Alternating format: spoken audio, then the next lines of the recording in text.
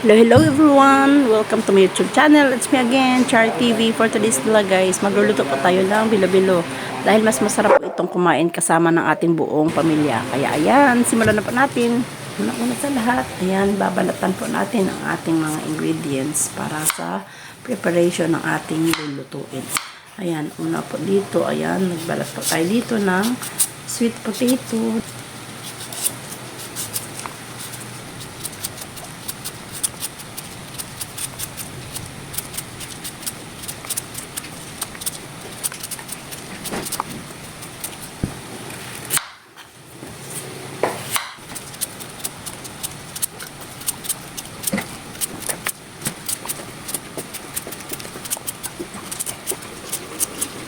Ayan, after natin itong mabalatan, ikat naman natin ito into cubes. Para mas mabilis po natin itong mailuto kapag ito ay nahiwa ng maliliit. Comment down below ka nga sa baba kung taga saang lugar ka para malaman ko kung hanggang saan aabot ang video na ito. Comment down below ka din sa baba para malaman ko kung taga saang lugar ka para ma-shoutout kita sa sunod na aking video. Ito yung lamang natin gagawin hanggang sa matapos natin maikat lahat ng ating sweet potato.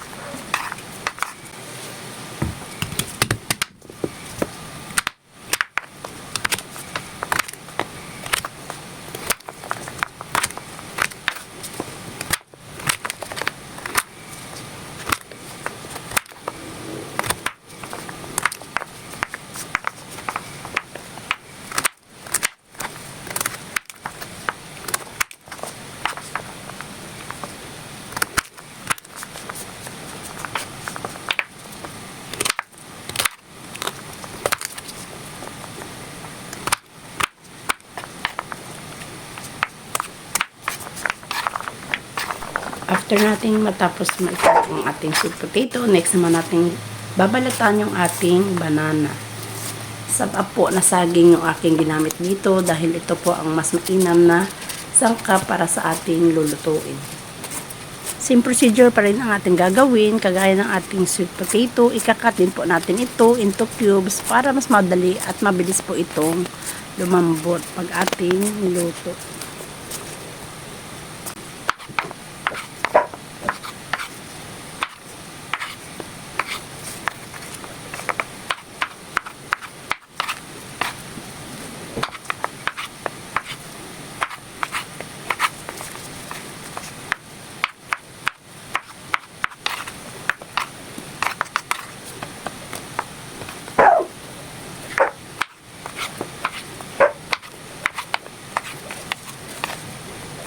Ayan guys, after na nating maikat ang ating sweet potato at ang ating saging na saba, ayan na po ang kanyang itsura. Isa-set aside na po muna natin ito.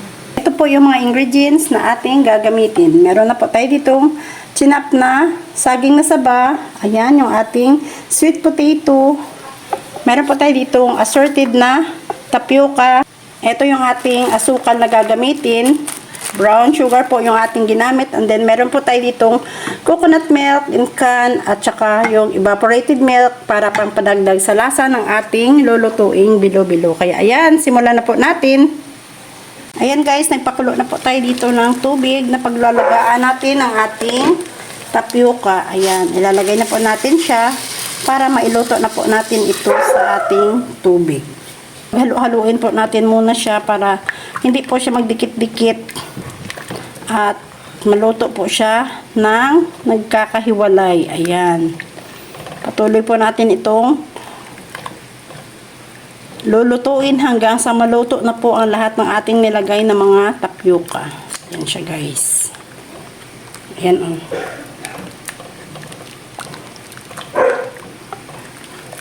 Mas maganda guys na assorted yung color para mas maganda po yung kulay ng ating lulutuing bilo-bilo. Ayan oh. Pero ang tawag nito sa amin guys ay lugaw. Sa ibang area naman ay iba din ang tawag nila sa lugaw. Yan po is yung parang arroz caldo. Pero sa amin sa probinsya ito po yung tawag dito sa amin. Ayan siya oh. Pero mas mabilis pong makita at maintindihan ng mga viewers natin na tawagin natin itong bilo-bilo. Kaya ayan guys, lutuin na po muna natin ito. Ayan nga guys, dahil malambot na po yung ating tapioca, nilagay ko na po dito yung ating chinap na sweet potato. Ito po yung inuna nating ilagay dahil medyo matigas po siya para mas pantay-pantay po ang pagkakaluto sa ating mga ilalagay na ingredients. Ayan, palalambutin muna natin yung ating sweet potato para mas madali po natin itong mailuto. And then, next naman natin ilalagay yung ating kinat na saging na saba. Ayan.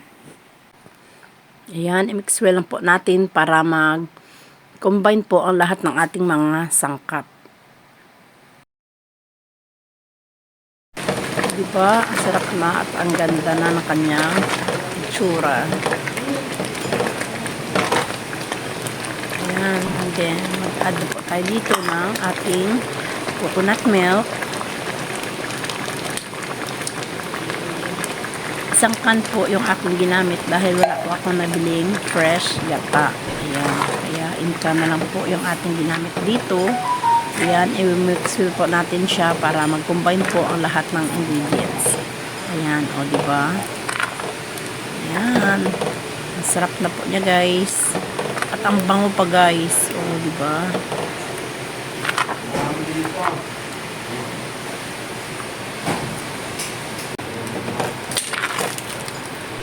Next naman is i-add na po natin dito yung ating evaporated milk.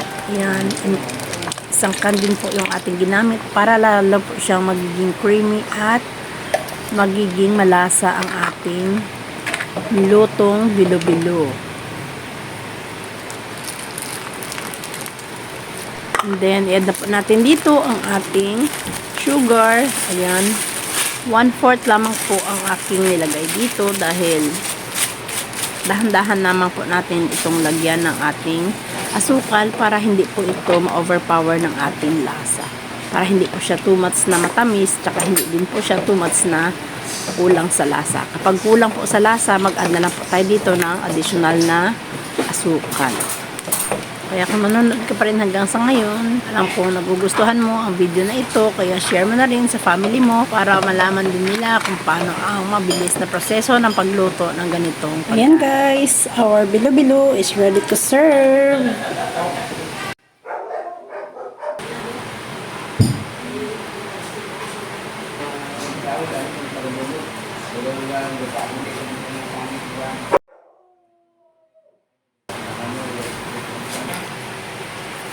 And this is our final product of bilo-bilo, so called in our place, lugaw. Ayan. Sa mga hindi pa po nakapag-subscribe, subscribe na po kayo sa aking channel and hit the notification bell para updated po kayo sa mga bago pa nating upload ng mga videos. Maraming salamat sa inyong walang sawang pagmamahal at suporta sa aking channel.